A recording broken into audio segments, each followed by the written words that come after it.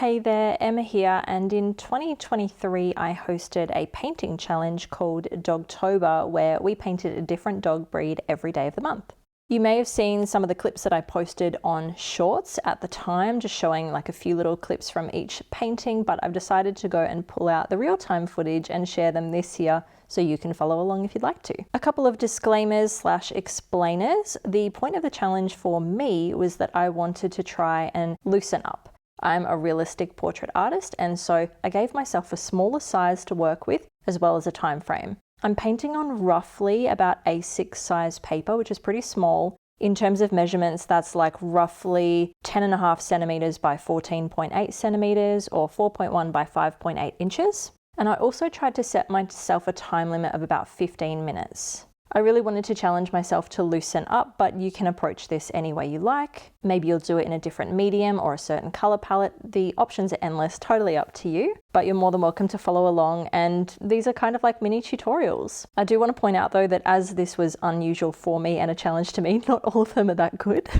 I really struggled in the beginning to start loosening up, and particularly struggled with the long-haired dogs. But you know, it's an adventure and you'll see me progress through the month and learn a lot. If you want to grab the outline sketches, I have put all 31 sketches into a document, a PDF that you can download from my website. I will link that in the description. You'll just need to pop your email address in, which will sign you up to my mailing list, but then you'll get the document with all 31 outline sketches, roughly about the same size that I'm painting. You're more than welcome to print them, trace them, size them up or down if you need to. I'll be working with my usual set of supplies and mixing colors as well, but I will talk you through the process as we go. Let's jump in. Day 3 of Dogtober, and we are painting a beagle, and things start to loosen up a bit more finally, which is great. That was the whole aim. So I'm going to start by getting an orangey color on the palette for the majority of the dog. So I'm just going to mix that up with some primary yellow and primary red. Depending what type of primary red you use will depend on like the kind of ratio you need. My primary red leans a little magenta, and so when you add a little bit of yellow, it actually turns to more of a traditional red. So you need a bit more yellow to get that into an orange color. I also like working on a dirty palette because I feel like most animals aren't these vibrant colors. I mean, you got birds and stuff that are, but anything that's got like brown fur, generally you're not wanting something really crazy bright. So it's good to just mix some of that kind of dirty color in there. I also will be using another color shortly, which is a black color that I've mixed myself. It's already ready on the palette, so the mixing doesn't happen in this video, but it is in the last one if you want to see how that happened. But with a large brush here, and that was sort of key to me loosening up as well, was using a pretty large brush. I've loaded up with some orange, and we're going to start sketching in the fur. So I'm starting with the far side of the head. We have another dog that is leaning towards the side in terms of the angle of its face, and we want to leave the eyes, but we want to start filling in the face. I often find it's good to use reference photos where dogs aren't looking directly head on, because it can be really hard to paint their nose and have the perspective look right. It's good to kind of have a side-on view of their little snoot. So I've taken that down towards the muzzle, which we are going to leave white, and wrapping that around the eye. We've also got like a little kind of triangular shape on the bridge of the nose, which we're leaving. And bringing that color down. I'm leaving a couple little gaps in between things as well. Like I'm not trying to cover it up as a full block. I think that adds to the loose effect. And then as we come down the ear, we can also leave a gap between the head and the ear to further loosen that up and just give separation as well. We don't want this to become one big blob, but also we're trying to paint loosely and quickly, so we don't want to have to do a bunch of different layers and paint everything separately. I did a similar thing in yesterday's one with the Basset Hound. So filling in that ear shape now, those big, long, floppy ears, not quite as floppy as yesterday's, but longer than my dog's ears anyway. She's got cute little ones that tip over at the top. Anyway, no one cares. Moving on, I'm going to use my brush to lift a bit of color off the bottom of this ear, just the very bottom, and a little bit on the head. We're just going to give it a little bit of shape. Again, I'm leaning into my realistic kind of techniques here, but we want a clean, damp brush when we do this. And every time I lift something off, I dab my brush down on paper towel, sometimes rinse and dab, just to make sure I'm actually going to be picking color up, not putting it back down. we are going to leave a gap between the collar and we are going to paint the little neck fur in. We're leaving a gap between the ear as well. And then we'll also paint the rest of the body color in too. So just finding some little gaps here near the mouth. We're painting that in, but we are going to fill in the kind of like, is it the gums that they have that are black? You know what I'm talking about. We'll get there soon. But we want to leave the chest white, so we're just selectively picking where to pop this orange color. A little bit on like the bottom of the jaw, a little bit on the side of the neck on the right, above and under the collar, and then we can do a little bit over to the left. We want to fill in a lot of the body here, wrapping that around the tongue. So ever so carefully going in there. I've just mixed in a little bit of brown that I had on my palette to give some kind of like just shading happening here, a bit of differentiation. So to get a brownie color from that orange mixture, you can just add a little bit of blue. Blue and orange are opposite on the color wheel, so they'll neutralize each other, giving you a brown. I always find that my mixtures lean a bit green, and if you find that happens to you as well, just add a little bit of red and that will cancel that out. So making the far side of the body brown, that's just going to push it into the background a little bit more and make that head and especially that long tongue that's hanging out of its mouth stand out more and come towards the front. Using just some water on a damp brush, I'm kind of just inviting that color down towards the bottom, giving it a little loose, flowy effect. And now I'm dipping into this black color that I had on my palette already. And we are going to sketch in the collar and those gum details. So I skipped over it because we didn't have time. We're jumping straight into the painting. To mix up your own black color, you just use the 3 primary colors together. You can try mixing them all together at once in equal proportions. I often find though it's easier to start with something like an orange, add blue to cancel that out, and then just keep adding the opposite color of whatever undertone is still obvious. So if it's looking too purple, add yellow. If it's looking too red, add green, and eventually you're going to get a nice dark mixture. I think it's totally fine when this leans more blue or purple because it just makes it more dynamic anyway. If you don't want to do that, you can just use black from a pre-made color. But I've sketched in the collar while I was yapping away, and also just the mouth. We're just going to keep that nice and simple, push that towards the background. I've now got some brownie orange on my brush, a pretty dry brush. I keep dabbing the excess moisture off onto the paper towel.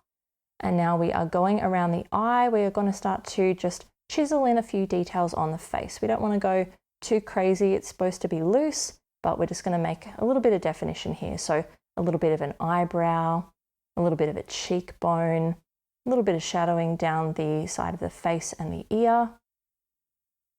Another little shape on the face there. And under the jaw as well. We're going to meet that up with the orange. Shading the far side of the head. A little bit down the bridge of the nose, the middle of the head. A little bit under the nose. And then with some water, fading that out to an even lighter brown. We do want to keep that area white though.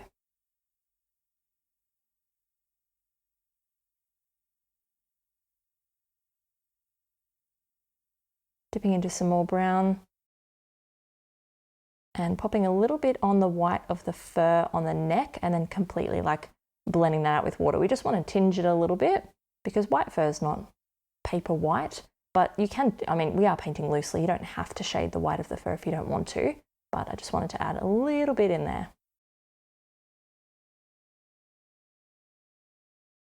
Back into the black color. And I'm going to pop the nostrils in. So both nostrils, and just remember they're cousins, not sisters, because the dog's head is pointing away from us. They're not going to look exactly the same. One of them is a little bit cut off. Curving that around like a little sideways comma, and then just sketching the little line down the center of those nostrils towards the mouth. Some more brownie orange on the brush now. And I'm going to pop those eyes in. So just filling in our little sketch that we had left blank for the eyes. And this one is a lot bigger because we can see more of this one.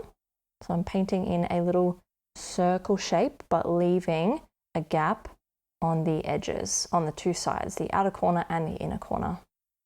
Don't want to take it all the way and have like a big almond-shaped brown eye. We still want it to look round. Dropping a little bit more color in on the neck, just trying to add like a little shadow in there, under the collar, under some like ruffles of fur. It's a bit intense, so we can blend it out.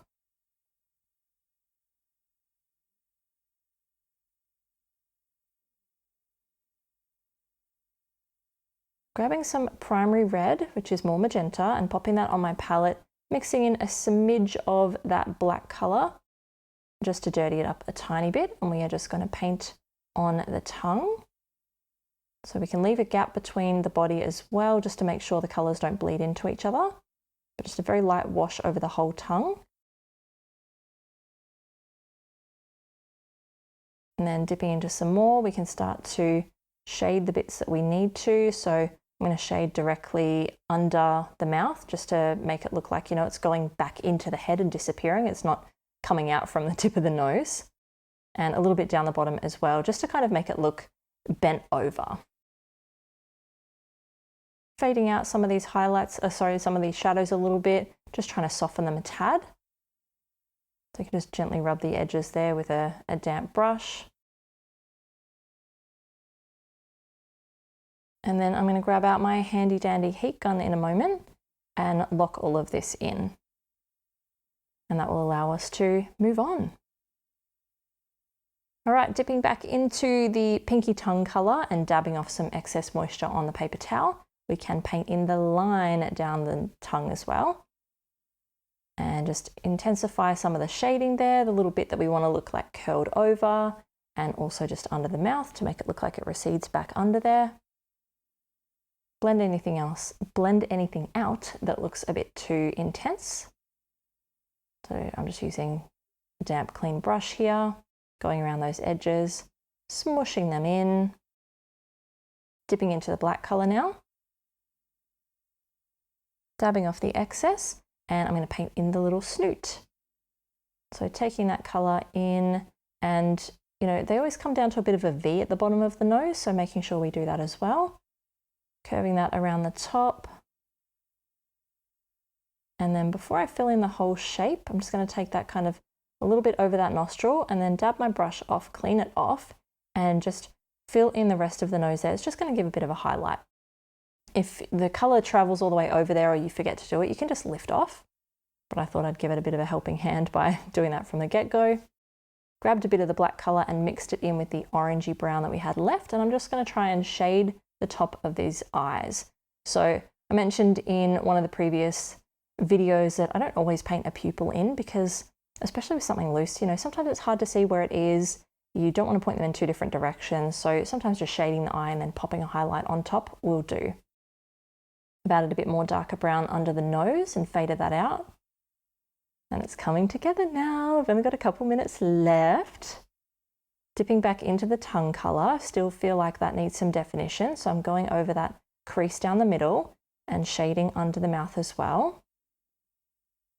A little bit more on that shadow we've been creating on the left. Into the black color now, and another layer over the nose. It just feels a bit too light still. So same thing there, shading most of the nose, but leaving the top right lighter, cleaning off, dabbing off, and filling that in with water and lifting off any excess color just to give it a bit of a shine there on the top right. With my detail brush now, which is a size 3/0, I'm dipping into some white and we're going to do some highlights. So loading that up with a lot of pigment on there to make sure it doesn't disappear. We've only got a teeny tiny bit to do on the far side, so a couple of tiny little dots, but we can make them more dramatic here on the right. I like to do more than one usually, or I like to do little sketches, imagine like a less dramatic like heartbeat line, just to vary it up. I don't like to just do one dot. I've grabbed some black color now with the 3/0 and just darkened a little bit under the highlight. So it's not a pupil exactly, but I've just made it darker to make that highlight pop more. Popping in some little whisker dots now, a couple little rows on the face and just curving them upwards a little bit so I'm not flattening that part. Then rinsing that color off Dipping into some orangey colour and dabbing the excess off, I'm just going to pop a little bit of colour on the top of that nose.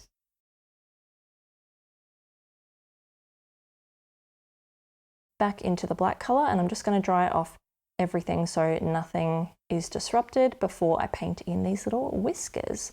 So dabbing off all the excess and just using the black colour, we are just going to sweep some whiskers out to the side. Change up the shape, the direction, the curvature, cross some of them over. We want to make them look natural. We don't want to make them look like 3 straight lines sticking out to the side. But on the far side, we can make them a little bit shorter because the head is tilted away from us.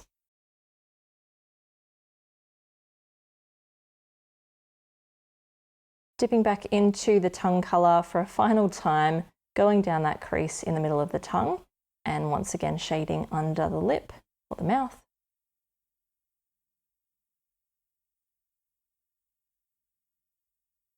Back into some brown, and just going to add a bit of a shadow on the eyes, so on the top of both of those eyes, a bit more of a dramatic eyebrow, increasing the cheekbone definition, and we are done. That's our beagle for day 3. I'll see you on the next one.